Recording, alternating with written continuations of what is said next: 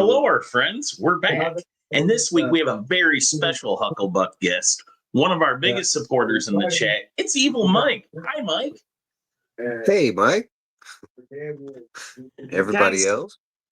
If you watch the show, you know I'm an Evil Mike fan. Evil Mike, one of the most ridiculous names in the community because the guy is just a sweetheart, but he's always supported the show. I'm very happy that he has brought some of his recent hauls to us.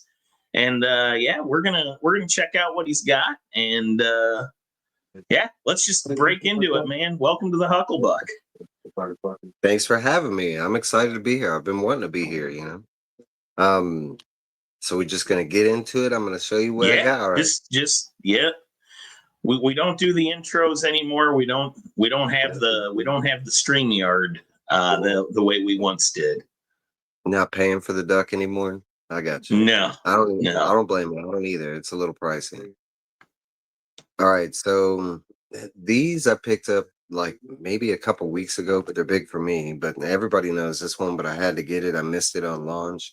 But this is DC's All-In special. This is the first appearance of all the Absolute characters. Absolute. Yep. Including the new Absolute Darkseid team. I forget what he's calling it, but they do make appearance at the end, even though they don't get revealed for like, I don't know, 7 issues later or something like that. But I got that key. Yeah, and that might be a little more important coming into the fall here. We've got the big Omega battle or whatever is about to go down, and everybody's vying for the throne, and we'll see what happens. Right. I'm excited. I'm gonna take this one. I think it's been terrific. I think the Absolute stuff has been a hit. So I do have a slab that goes with it because I'm picking up the first that goes with them. But I love Absolute Wonder Woman. I picked up the CGC 9.8, the first print. You know what? I'm a bad host here. 1 second, Mike. Now we got you. Yeah. There you go. Yeah, but I do love Absolute Wonder Woman. I have this in raw too, but I have the 4th print, I think. It's like the all red. It's the same image, it's just all red or whatever. And I do have an Absolute Batman out there somewhere that eventually is gonna make me. It has a quest line kind of like my brother's thing, All right, so I do have another big key. This is like my holy grail, and I have to thank Trev. Trev was the one who like found and procured it, did some backdoor dealing, and actually got it cheaper.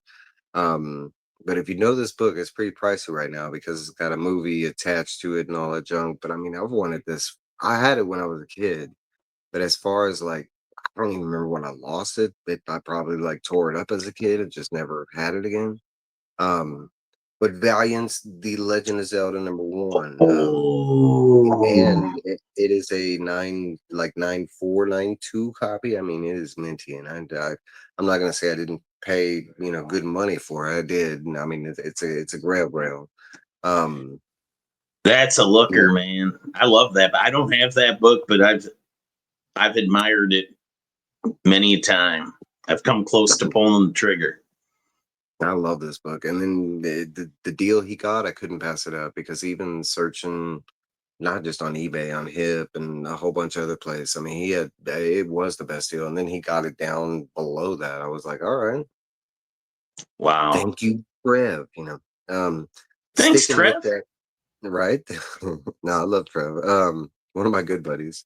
So sticking with that theme, I'm a big video gamer, but yeah, so Archie's Sonic #1, was another. Sonic was a big character for me. Especially with the whole Nintendo Sega. Our family did not do the angst. We had both systems, but I still love the battles back and forth between them. But I was a huge Sonic fan, and not only did I get the first, but it also came with the like ash can that launched like 4 months before, and you had to buy the game to get it, and then order the. Yeah. Can you hold that closer to the camera? I want to see. Yeah, this is Scott Shaw's drawing. I've seen the original art for this. This is funny because when growing up as a Sonic fan, this was I have to look at art to be able to draw art. I need an example, and this was the physical thing that I used to use to draw Sonic, because I used to draw Sonic a ton.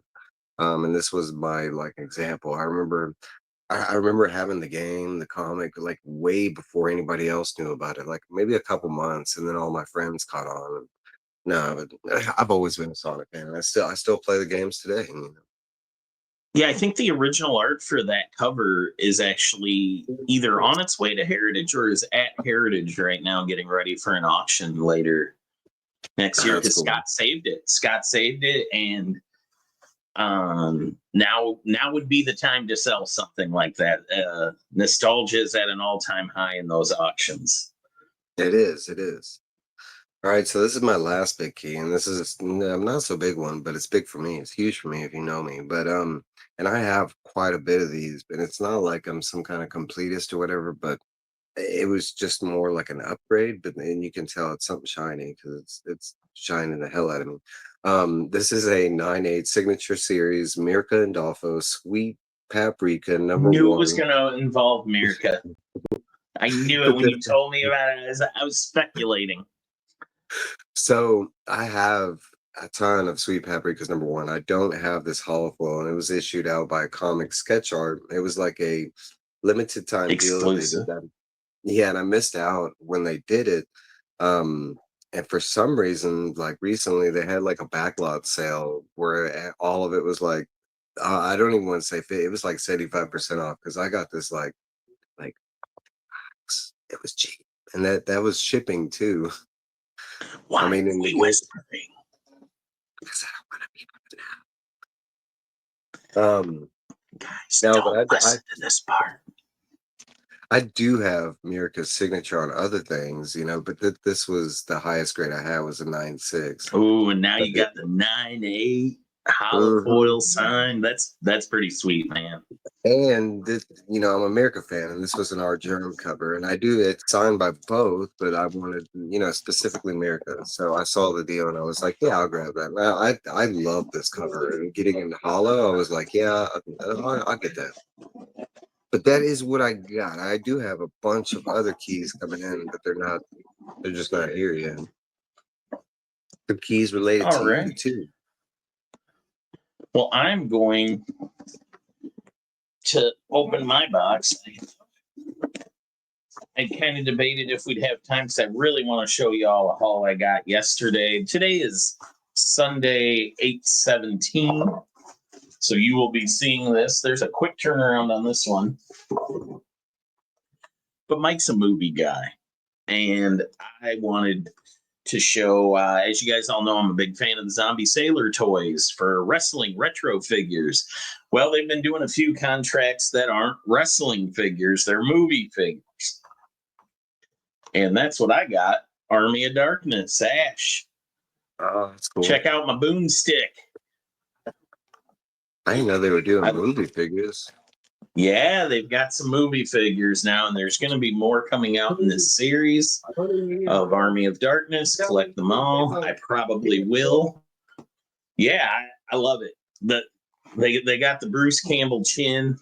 Don't mean butt if it ain't got that jut, folks. There we go. All right. Well, yesterday was what we call in the hunting business a banger. I went to an event. I was telling Mike about it.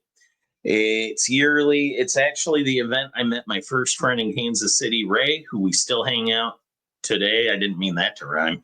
In 2019, I went to this event. They do it at the Overland Park Convention Center, and it's put on by Elite Comics here in KC, not to be confused with the online seller.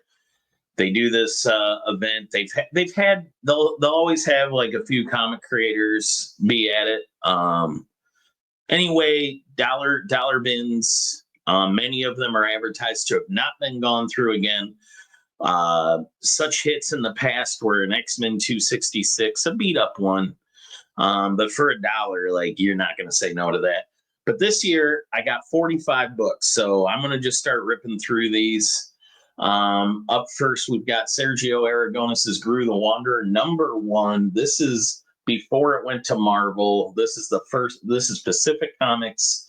This is the first Gru in a standalone for $1. That's ridiculous. Yeah, I don't even know if I've ever seen that in person, kind of thing. There's certain comics I never have, and I don't think I've ever seen Gru #1. Gru #2, and just like the most Sergio panel ever. Actually, the Sergio's forward is like, I don't want to make this episode go forever, but it's really cool because he opens it up with a cartoon of himself telling you the journey of Gru, because up to this point, Gru's just appeared places, like little strips and whatnot. And he says why. He's like, hey, for many years, I've wanted to share all these stories of Gru with the world, but the comic book publishers all said, if you tell the tales in our magazines, we own them in total forever. And he just talks about how, I wasn't ever going to do that. I have this idea. I'm not giving it to you. They wouldn't even discuss any other arrangement. A creator would ask for a teensy percentage of his creation and be told no. Sergio, it's impossible, they told me. They had hundreds of reasons why an artist couldn't share in the profits his idea made. And then along came new publishers like Pacific Comics, offering creators the same rights they get in any other field. And now suddenly all the publishers are doing it. So that's the journey. I thought that was really cool. I also picked up 1, 2, and I grabbed this Sergio Aragonés, the Gru Chronicles #1 from Eclipse. Yeah, it looks like Eclipse. Not a key, like but a collection? Pretty. Yeah, it's a collection. I just looked like it was in really good shape, and I was like, I'm going to save this. For $1, I'll buy it. Yeah. I got Thor 275, a 35-cent Thor. I wasn't sure if I'd had this one or not. I ended up not. But I mean, with that cover, and it was already in a bag and board. I need to get these all in bags and boards, obviously. This is literally, I brought them home. I haven't done anything with them yet. Yeah. So a 35 center for $1. Yeah. I'm in. Iron Man #30. Turns out I did have this one, but again, a 15-cent comic. I'm going to take it home. It's in fairly mid-grade. Some of these are in conditions of woe, but that one's pretty good. Now you're going to notice a theme. I found in that corner, Mike, a large stack of Marvel Team Up, which I've always thought about getting into, but I don't want to, when the price point gets to be $3, $5, some of this Bronze Age stuff is starting to spike up, and I don't want to pay for it.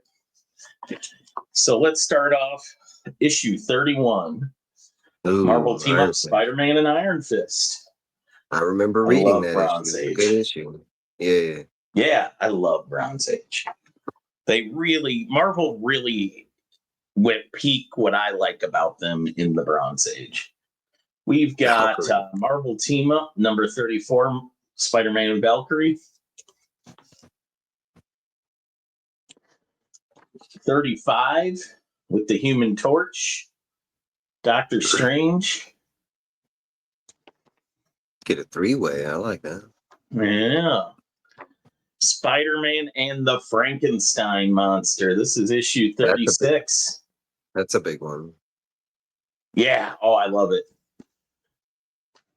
Now we skip a few issues and we get 42 with Spider-Man and the Vision. This next one I'm going to stop on for a second because it's 45 with Killraven. And this is cool because a guy I ran into in the lobby, I was sorting through my haul. You'll see there were books in here. I was like, I got to get the hell out of here. I'm going to grab my stuff. It was starting to get real crowded. We were butts to elbows in there. And I was just like, I'm going to grab. I was satisfied. I don't need to be greedy and keep digging. I knew I had some hits, so I got out of there. But I ran into this guy in the lobby. He saw that issue. He's like, that's my favorite comic book. Like, not of a run or whatever. He's like, that's my favorite book. He had me open it and he took me to this page. And this is his favorite splash page in all of comics. We got some War of the Worlds looking aliens, Killraven, Spider-Man. He's like, I used to trace this as a kid. Like, the guy, I love meeting people who are passionate about this stuff. And when you hear them talk about it and you can see it on their face, this is why we do what we do, folks. So this now book, I'm going to read this today. This is special to me already. And I don't, not for my own reasons, but for the guy I met. And it cost you $1. You know what I'm saying? And it cost me $1. And then we got 46, Marvel Team Up, Spider-Man and Deathlock. I think I read Deathlock looking all cool. Yeah, I haven't read most of these. There's a few there's one book in here I actually own, but you'll see why I bought it. 47, Marvel Team Up, Spider-Man and Thing. I love when these two characters share a cover together. Yep. Always cool. I believe this is a key, and I don't remember why.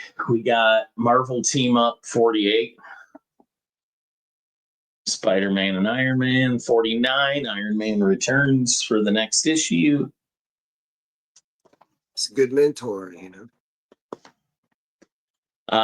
50. Spider-Man and Doctor Strange is back. And 51, Iron Man is back in it. And did not realize I bought it twice. There's 51 again, this time with a sticker on the cover. Ooh. I was just grabbing it. If it said Marvel Team Up, I was grabbing it. I think we got Batroc the Leaper on this cover. And maybe the Abomination. I'm not sure. Yeah, kind of looks like. It might be a demon, though. This is Spidey and Cap. This next one looked really cool, too. This is Spider-Man and the Hulk. It's a good cover. That's 53 and 54. The Hulk comes back. Good. In 55, we've got Adam Warlock, and I think this is the first appearance of some of the stones. I think maybe the soul or the power. There's 2 gems make an appearance in here. Okay. Not that I care. I'm just grabbing. When it's $1, I'm grabbing all of this stuff. Yeah. Bronze Age goodness, right? Issue 63, we have the first interracial kiss of Misty Knight and Danny Rand. There is an indie book that has it before this, but for Big 2, I believe this is the first appearance. But again, we're going by key collectors, so let's not take that too serious. Grain of salt. Oh, actually, it's in this issue, 64, maybe? Daughters of the Dragon. I don't know. One of those 2 has it. It might be actually, it's this one. See, I don't know what I'm talking about most of the time. Marvel Team Up 79. We've got Spidey and Red Sonja, but I believe it might be Mary Jane with the spirit of Red Sonja. I've read that one. That's a good issue. I've heard about it. I've watched a video on it, I think. Spider-Man, Marvel Team Up 80, Spider-Man, Doctor Strange, and Clea. So we've got another trios. Looks like Doctor Strange is a demon in that one. 87, we've got Black Panther. All right. Machine gun action. 88, Invisible Girl. But it looks like Spider-Man's gone invisible. Right. Maybe he's the Invisible Girl. With everybody's favorite deadbeat husband, Hawkeye.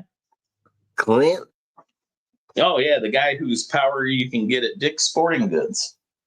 Yeah. Marvel Team Up 95. I have this one.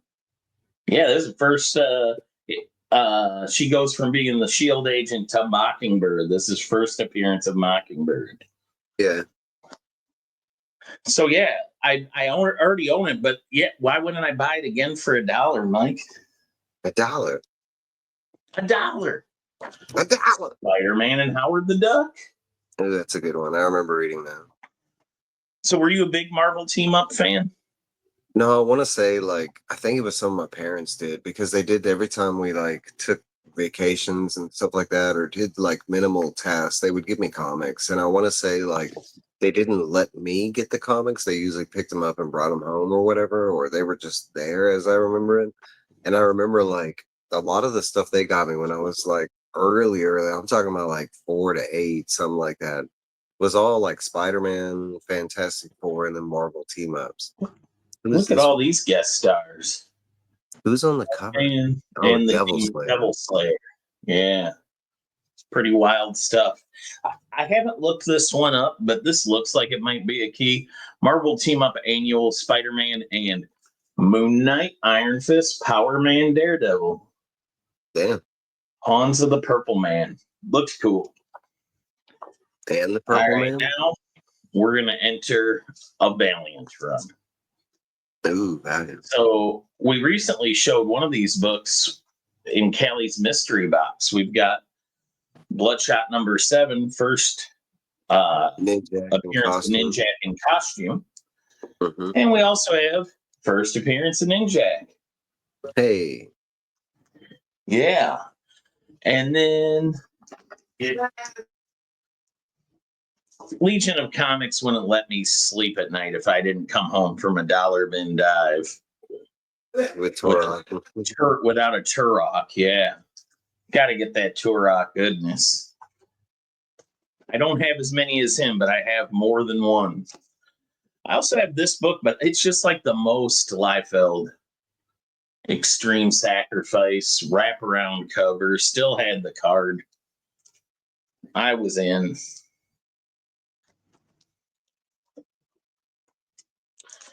All right, so now, before we've got one book saved for the end, but we've got Rye number 1.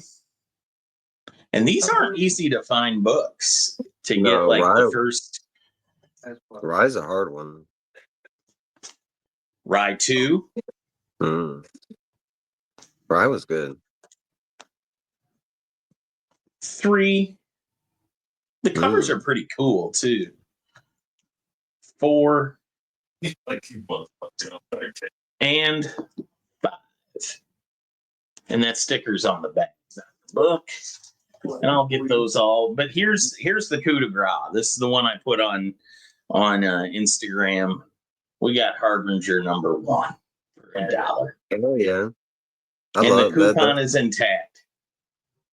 That's one of my like the Harbinger and Faith. I love Faith. Like she's the first plus size superhero or whatever. Oh, Marcus likes her too. Yeah. I think me and Marcus connected on like Amista, and he hates the way I say Amista, but Amista. I hate Amethyst. Like it just doesn't sound right. So I like Amista. But that, and I think Harbinger, like with Faith. No, but I do love those style of characters. But Harbinger is a good book, though. Hell yeah, it is.